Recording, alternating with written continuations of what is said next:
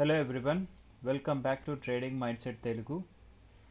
So నిఫ్టీలో నిన్న మనం అనుకున్నట్టుగా this is the highest resistance అనుకున్నాం 22,442. అనుకున్నట్టుగానే సెకండ్ సెషన్లో ఇక్కడికి టచ్ చేసి అండ్ కిందికి వచ్చేసింది. సో మండే రోజు ఏం జరగవచ్చు?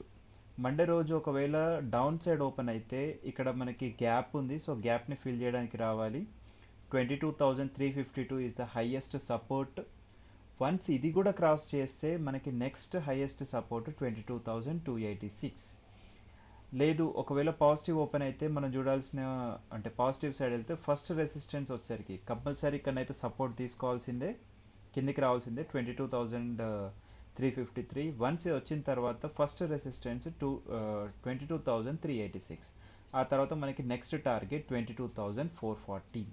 ఒకవేళ బుల్లిష్ మూమెంటంని కనుక అట్లాగే మెయింటైన్ చేయగలిగితే ఈ వీక్లో మనం చూసే టార్గెట్స్ 22,550 అండ్ 22,595. అండ్ బ్యాంక్ నిఫ్టీకి వచ్చేసరికి ఇక్కడ కూడా సేమ్ అనుకున్నాం, ఈ టూ లెవెల్స్ ఇంపార్టెంట్ అనుకున్నాం. And this is the highest resistance అనుకున్నాం 47,441. అనుకున్నట్టుగానే అక్కడికి వెళ్ళి ఓపెన్ హై అయి కిందికి వచ్చేసింది.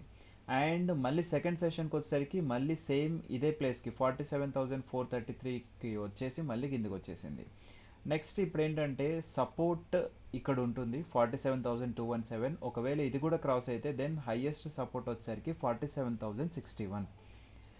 అండ్ నెక్స్ట్ మనం పాజిటివ్ సైడ్ వెళ్తే ఇక్కడ కంపల్సరీ సపోర్ట్ తీసుకుంటుంది 47,213. And next